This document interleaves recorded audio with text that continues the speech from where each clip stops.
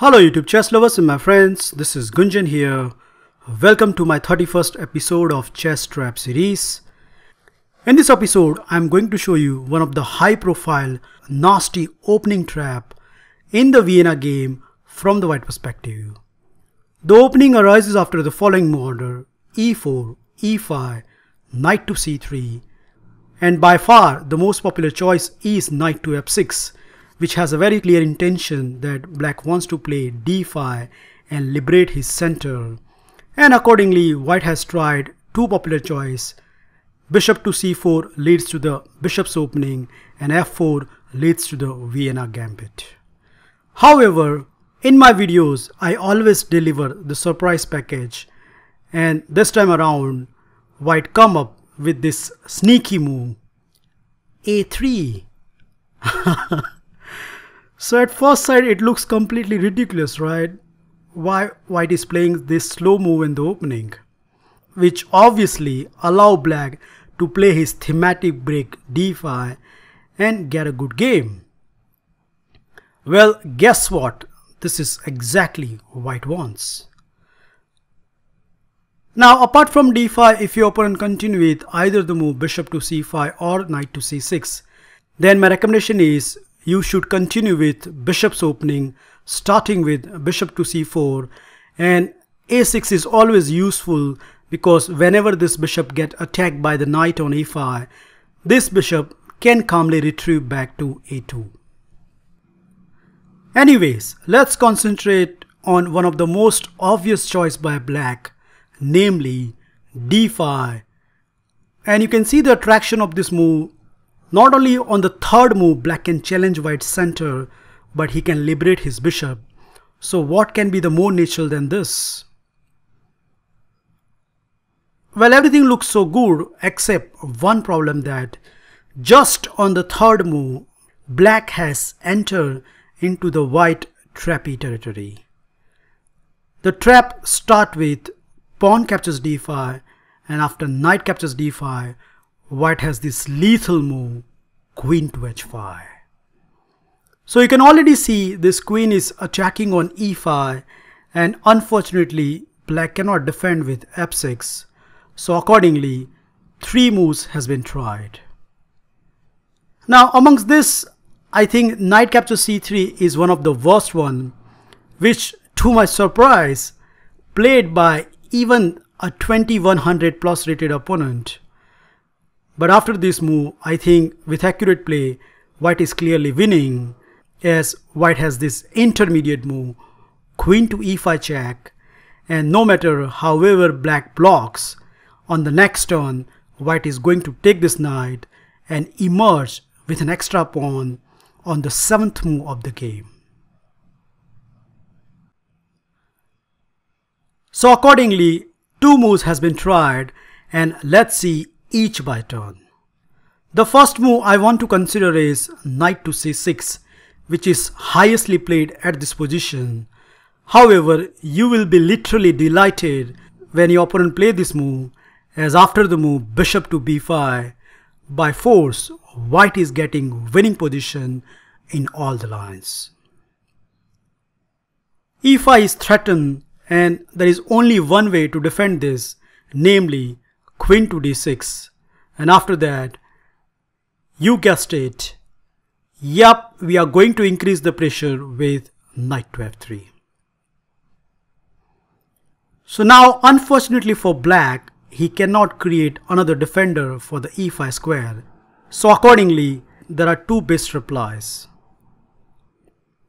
The first move I want to consider is knight captures c3, which has been played frequently in this position. But after the move d captures c3, white threat remains as it is, and the only way to diffuse this threat is to play bishop to d7, unpinning the knight.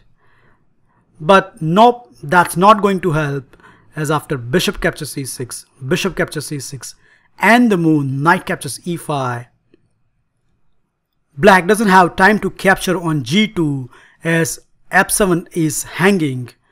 And if your opponent plays g6, then queen to e2 is a very strong reply. Now, as per the engine, the best reply suggests is queen to d5, which is a multi-purpose move, defending f7, attacking on g2, and most importantly, pinning down this knight.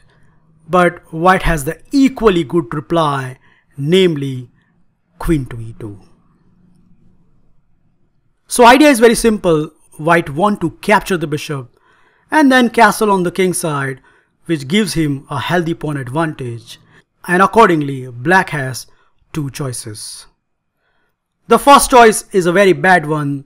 If black become greedy and continue with queen captures g2, then after simple move, knight captures c6, discover check to the king, and king to d7, knight to e5, king to c8, and now rook to f1 simply gives white a healthy piece advantage.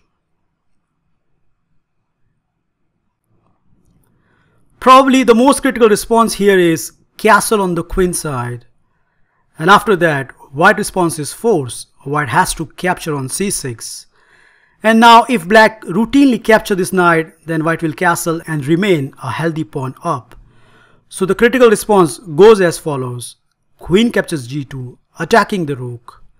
No matter, white has this intermediate move, knight captures a7 check, and after king to b8 and the move rook to f1, black has to recapture the piece with king captures a7. Here white has tried few responses.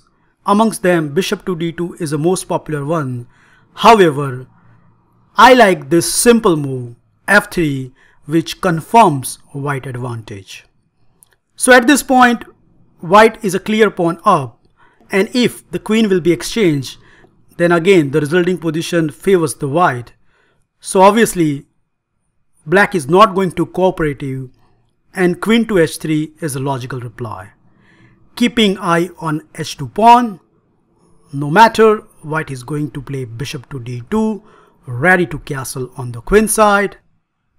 And black's idea is he wants to play bishop to d6, so not only targeting the weak h2 pawn, but there's a threat in this position, namely rook to e8, and creating a problem in the e file. Well, very well played by black, except what he missed out is white has this star move in the picture, castle on the queen side, and tactically we are saving the pawn. How? Let's see it. Well, obviously you cannot capture with the bishop, because after rook to h1 you will lose a piece. But that's not the point. The whole point is black wants to capture with the queen and get his pawn back. But I think this is just an illusion. Now, before I go on, I like you to pause this video and find out a continuation where white emerged with an extra pawn.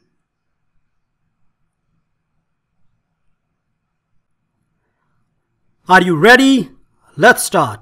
The first move is very obvious. Bishop to d6, checking the king. Now it doesn't matter whether black move the king or play the move b6. Now comes queen captures queen, bishop captures queen, rook captures rook, rook captures rook, and the sting in the tail, rook to h1, attacking two soft spots, and black cannot defend both of them.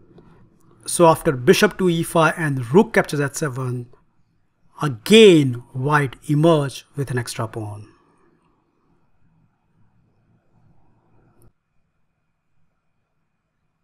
The second move, knight to f4, is to my surprise not have been played in any games, which is in fact one of the best response by black. So black knight is attacking two spots, so white response is force. White has to capture on e5, and after queen captures e5, knight captures e5, black get his pawn back with knight captures g2. Okay, no issues. As the queen has been exchanged, our king is quite safe, so we will continue with king to e2, and if knight to f4 check happen, then king to f3 is a very strong reply. Do not forget, white has already a threat, namely knight captures c6, something black has to pay attention immediately. So obvious response in this position is bishop to d7, saving the thread. But after bishop captures c6, pawn captures c6 and the move d3, yes, in terms of material it's a balanced situation, but in terms of pawn structure and endgame scenario, I think this position is clearly better for white. The simple reason is black has some shattered pawn on the queen side, which can be a great target in the endgame.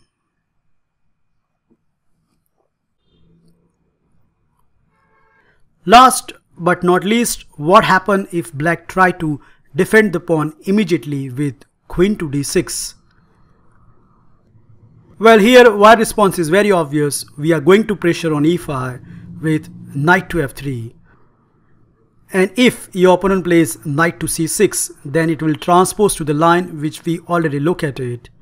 So the more critical response here is knight captures c3, and after pawn captures c3, black wants to play knight to d7 to safeguard the e5 pawn. Well, we reached to another critical position of this variation, and I am very happy to share my own novelty in this line, which has been never played in any FIDE games, and that is bishop to d3. Two vital points about this move. First of all, it stops any queen exchange by black, and the second is what white wants to do is he wants to castle and then put the rook on e1, which once again pressurizing the e5 square. The another bad aspect in this position for the black is this d7 knight is blocking the queen side development, so by force black has to do something on the king side, and this is exactly what we hope for. Now it doesn't matter whether your opponent continue with g6 or bishop to e7, both leads to the same crappy position which we are about to see. I like to share one of my own game from this position against a 2100 rated opponent, which will give you a clear path how good this position is for the white. My opponent here continued with g6 attacking my queen. I responded with queen to h4, and funny enough, bishop to g7 is not possible as bishop to h6 is a very strong reply. So in the game he played the very obvious move, bishop to e7 attacking the queen. Well, that's a good move for white as it allowed to speed up his development with bishop to g5. Okay, he exchanged on g5, I recapture with queen, and now black would love to play f6, but queen to h6 again stop him to castle on the king side. So black decided to castle first, and after white's next good reply, queen to h4 threatening knight to g5 and then looking at juicy h7 square, he stopped every single threat with f6. No worries, I keep him busy with castle on the queen side, x-ray on the queen. So queen to c6 is an obvious response, and now more threats with queen to h6. And I think at this position my opponent was tired of defending his position, so he looked for the counterplay with f5. His idea is if I play knight g5, then knight to f6 hold the ground, and black is also threatening the move e4, something which white has to keep in the mind. Now white's next reply is very obvious, h4, and there is no surprise that white is going for the throat, and if you carefully look at this position, it is not easy to play as a black. My opponent continued with e4, which turned out is a big time disaster, as after the forced continuation, knight to c5 attacking the queen, queen to f6, and as soon as that queen leaves the c file, there is another check waiting, bishop to c4, king to h8, knight to e6 attacking the rook, and it doesn't matter wherever this rook moves. Let's say in the game my opponent continued with rook to g8, but after knight captures c7, it is very clear that not only white get an exchange, but his attack on the king side will decide the game very quickly.